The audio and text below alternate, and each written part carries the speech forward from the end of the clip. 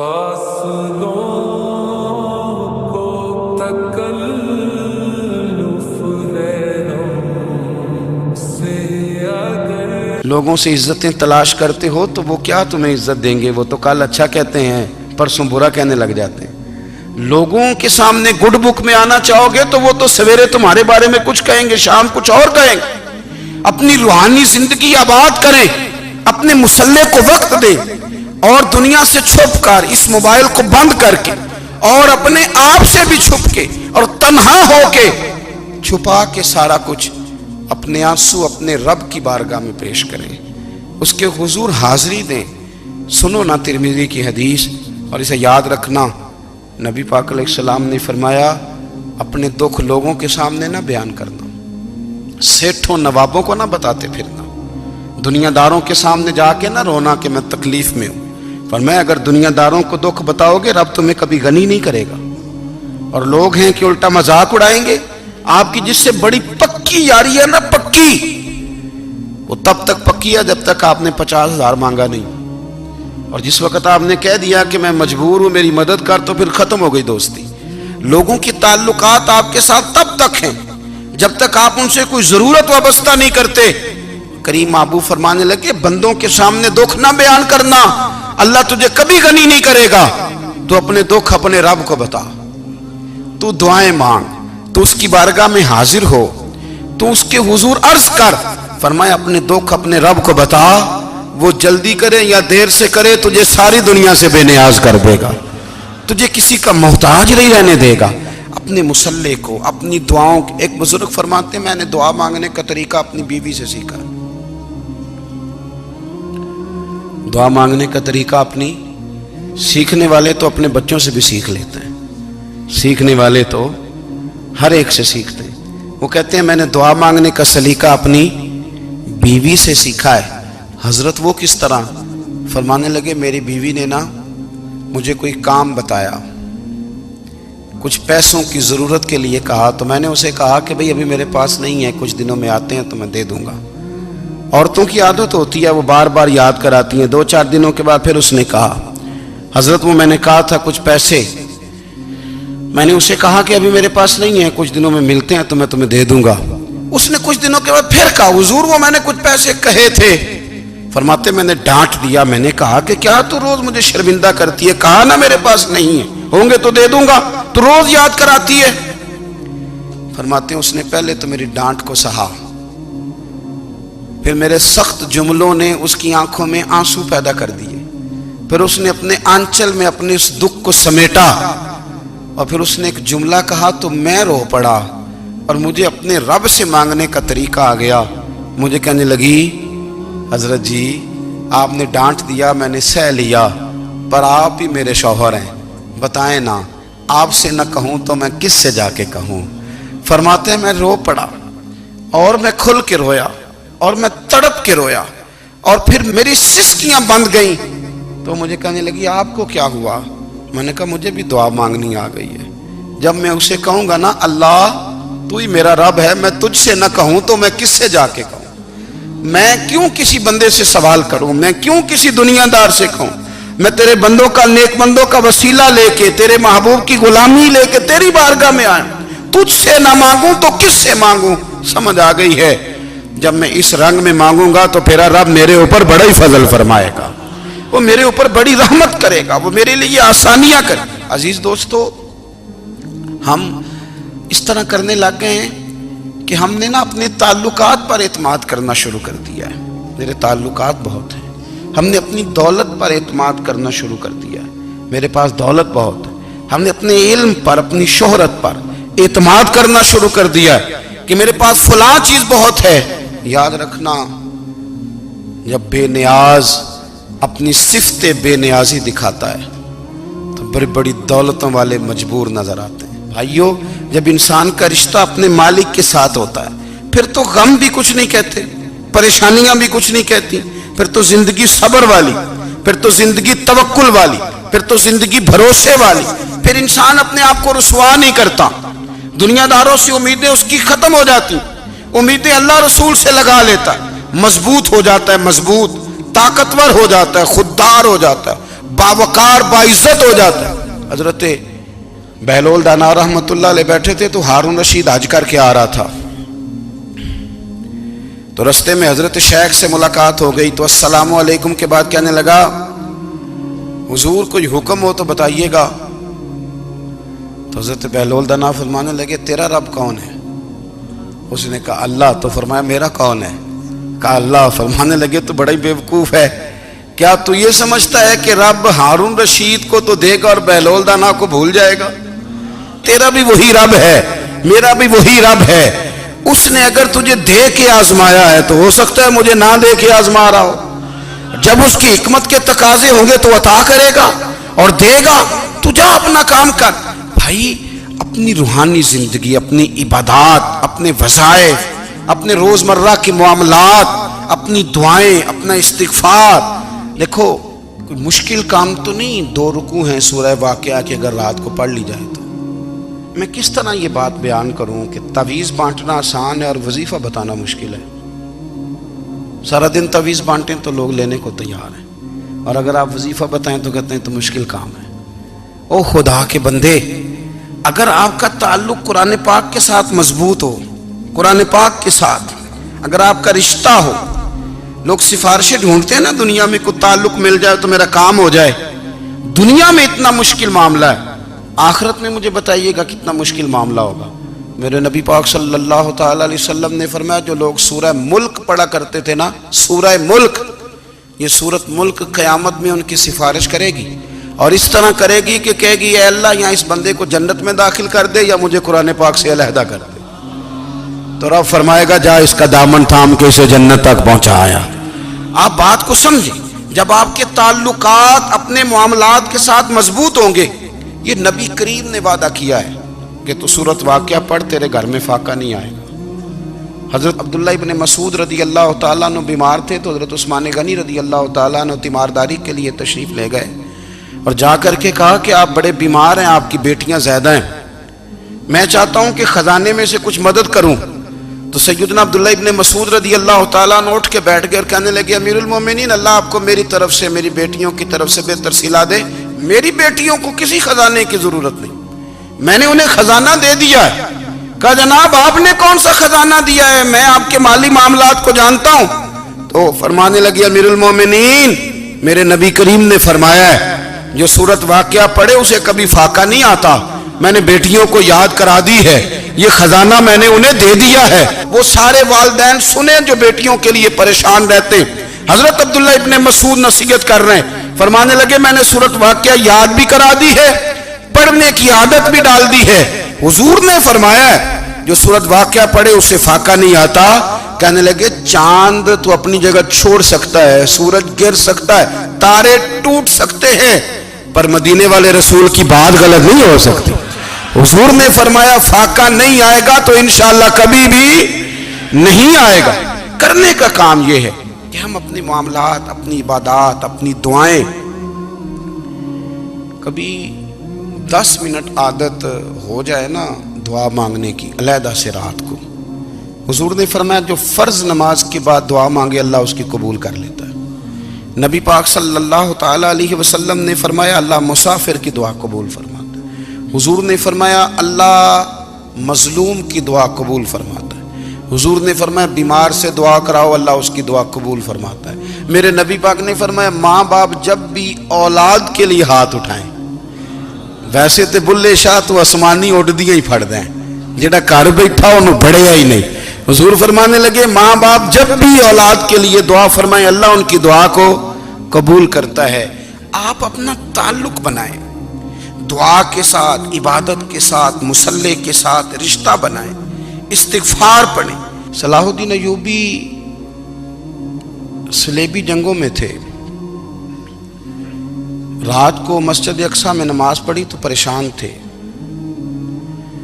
ایک بزرگ سے ملاقات ہوئی تو وہ کہنے لگے کہ آپ بڑے پریشان ہیں۔ کہنے لگے حضور پریشان اس لیے ہوں کہ پہلے ہی مسلمان کمزور ہے، اب میں نے سنا ہے دشمن کا ایک بحری بیڑا وہ جنگی سامان سے بھرا ہوا آ رہا ہے، تو اب ان کے پاس اور تلواریں اور نیزے آ جائیں گے، مسلمانوں کے پاس پہلے ہی وسائل کی کمی ہے، پریشان ہو کس طرح کر کے مقابلہ کریں گے؟ یہ بات کہتے ہی صلاح الدین ایوبی نے بزرگوں سے کہا حضور آپ بھی دعا کرنا، دعا کی بڑی طاقت ہے۔ میرے نبی پاک نے فرمایا دعا مومن کا ہتھیار ہے، دعا مومن کا، دعا مومن کا۔ حضور نے فرمایا تقدیر کو سوائے دعا کے کوئی چیز نہیں بدل سکتی، دعا مومن کا ہتھیار ہے، یہ کافر کے پاس کوئی نہیں، یہ ہتھیار ہے مومن کا۔ اللہ کرے آپ کو سمجھ آئے، پھر سنیں، کئی بار کہہ چکا ہوں یہ ہتھیار ہے۔ کافر کے مقابلے میں جو تیرے پاس سب سے بڑا ہتھیار ہے وہ دعا ہے۔ دعائیں کرانی چھوڑ دی، کرنی چھوڑ دی، لینی چھوڑ دی۔ حضرت سیدنا انس بن مالک رضی اللہ تعالیٰ عنہ فرمایا کرتے تھے میں نے وہ رنگ دیکھا ہے جب حضور دعا مانگتے تھے اور حضور کی مقدس آنکھوں میں آنسو بھی ساتھ ہی بہا کرتے تھے، میں نے وہ انداز دیکھا ہے۔ تو صلاح الدین ایوبی بزرگ سے کہنے لگے آپ بھی دعا کیجیے، اور خود رونے لگے اور سر سجدے میں رکھ کے رونے لگے، اور عشاء سے لے کر فجر تک روئے، خوب روئے۔ صبح وہ بزرگ آئے تو صلاح الدین ایوبی کا خوبصورت اور ہنستا ہوا چہرہ دیکھا، کہنے لگے آپ بڑے خوش ہیں، رات تو میں نے بڑے روتے ہوئے دیکھا تھا۔ تو کہنے لگے حضور وہ جو بحری بیڑا آ رہا تھا نا وہ پانی میں ڈوب گیا ہے، اب وہ نہیں آ رہا، ابھی خبر آئی ہے تو میں بڑا خوش ہوں۔ بزرگ کہنے لگے اٹھ سینے سے لگ اور سن ایک بات، وہ بحری بیڑا پانی میں نہیں ڈوبا، وہ تیرے آنسوؤں میں ڈوب گیا ہے۔ وہ جو تو رات رویا ہے نا رب کریم کی بارگاہ میں تو وہ ڈوب گیا ہے۔ حضرت عائشہ صدیقہ رضی اللہ تعالیٰ عنہ فرماتی ہیں ایک عورت تھی اور اسے نبی پاک صلی اللہ تعالیٰ علیہ وسلم نے نا وہ کلمہ پڑھ کے مسلمان ہوئی، مدینہ طیبہ آ گئی تو حضور نے مسجد نبوی شریف میں اس کے لیے مکان، ایک سادہ سا کمرہ ساتھ مسجد کے بنوا دیا، وہیں رہنے لگی۔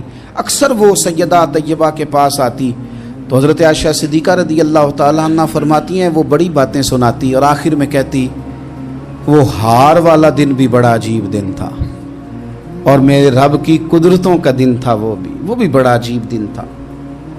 سیدہ عائشہ صدیقہ رضی اللہ تعالیٰ عنہ ایک دن فرمانے لگی کہ تو ہار والے دن کا بڑا ذکر کرتی ہے، وہ کیا دن تھا؟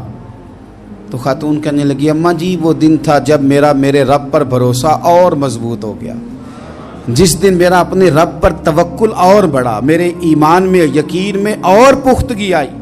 کہنے لگی میں ایک گھر کی کنیز تھی، نوکرانی تھی، اس گھر میں ایک بچی تھی جس کے پاس سونے چاندی ہیرے جواہرات کا ہار تھا۔ اس زمانے میں نا چمڑے کے اوپر لوگ ہیرے جواہرات لگاتے تھے، کئی دفعہ سرخ رنگ کے چمڑے پہ لگائے جاتے تھے، وہ بچی پہنتی تھی۔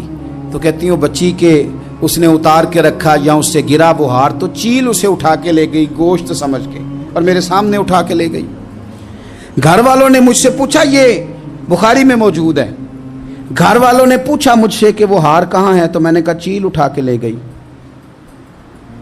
گھر میں کچھ چوری ہو جائے تو سب سے پہلا الزام کس پہ لگتا ہے؟ ملازمین پہ۔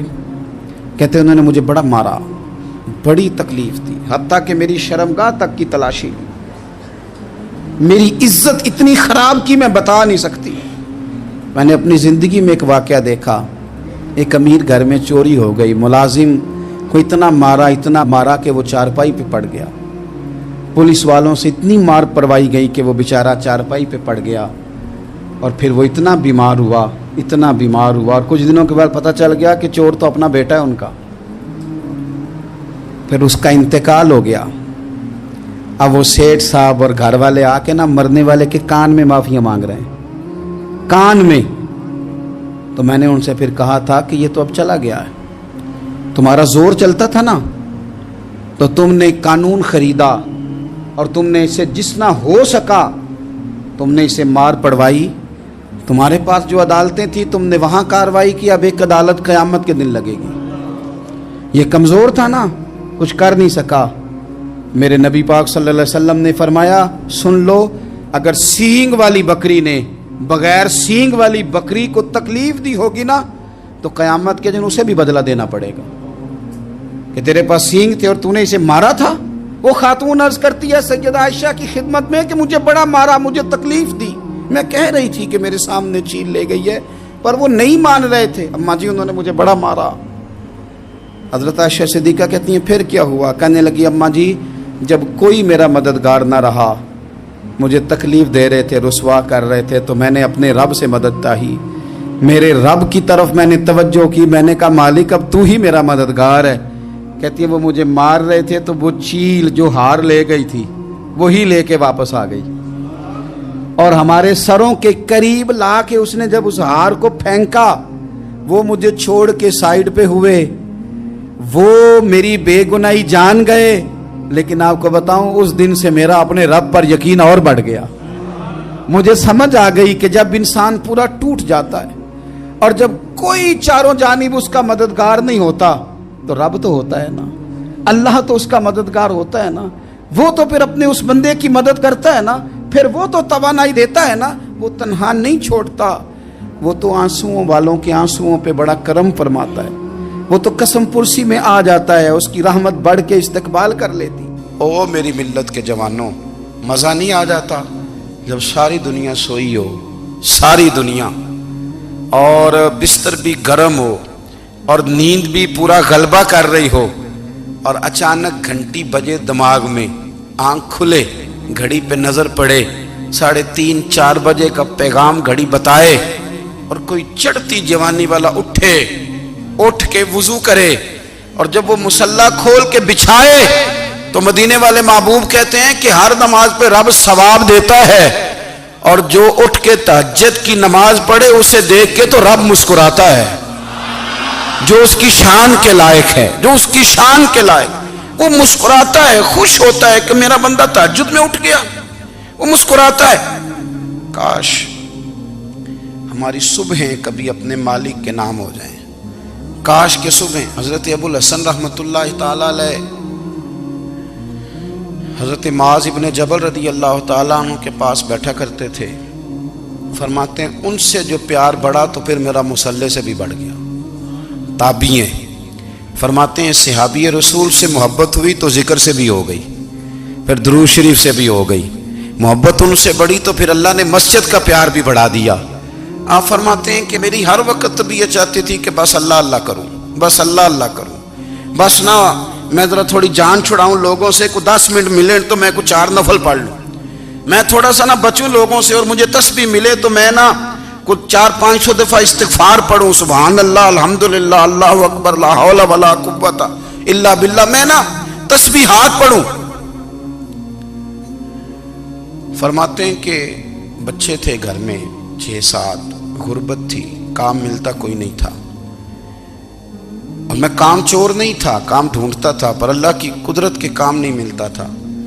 فرماتے ہیں کہ میں نے ایک دن اپنی اہلیہ سے کہا کہ آج میں پھر جاتا ہوں کام ڈھونڈنے، تو میری بیوی بڑی فرما بردار تھی، پر اس دن نہ غربت کے ہاتھوں تنگ آ کے کہنے لگی آج نانا کوئی تو چیز لے کے آیا، تو مجھ سے بچوں کی بھوک نہیں دیکھی جاتی ہے، سب روگاں دا روگ محمد جس دا نام غریبی، کنڈ بلا کے لنگ جاندے نہیں دوست یار قریبی، آج نہ کچھ لے کے آیا تو میں بچے لے کے میکے چلی جاؤں گی۔ شیخ فرماتے ہیں کہ میں بڑا پریشان گھر سے نکلا، پر میں نے صبح سے لے کے زور تک کام ڈھونڈا، کام ملا کوئی نہیں، تو میرے دل میں خیال آیا چلو کام نہیں ملتا تو اللہ اللہ تو کرے نا، چلو بندوں کی مزدوری نہیں ملتی تو رب کریم کی عبادت ہی کرتے ہیں۔ فرماتے ہیں کہ میں نے نا فرات کے پانی سے وضو کیا، نہر کے، شدید دھوپ تھی، ساتھ ریت تھی اور ریت تپ رہی تھی، میں نے اپنا رومال وہیں مصلی کے طور پر بچھا لیا، اور فرماتے ہیں کہ زور سے لے کر عصر تک نماز پڑھی، دھوپ بھی پورے زور پہ، پر میرے سجدے کا ذوق بھی پورے زور پہ۔ فرماتے ہیں سورج بھی چمک رہا ہے اور رب کی عبادت کا ذوق بھی پورے زور پہ، میں سجدہ کروں تو پھر میرا اٹھانے کو جی نہ چاہے۔ میرے استاد لکھا کرتے تھے، یہ ان کا شعر ہے، وہ کہا کرتے تھے مجھے سوز دے، مجھے ساز دے، اور مجھے نیم شب کا نیاز دے، دم سجدہ خود کو میں توڑ دوں، مجھے ایسا ذوق نماز دے، اور میں تیری بہار کا پھول ہوں، میں کھلا بھی ہوں تو تیرے لیے، مجھے میری شاخ سے توڑ لے، مجھے اپنی زلف کا ناز دے۔ بھائی فرماتے ہیں کہ عصر تک میں نے نفل پڑھے، دل ڈھلنے لگا، عصر کی نماز پڑھی اور میں وہاں سے چلا۔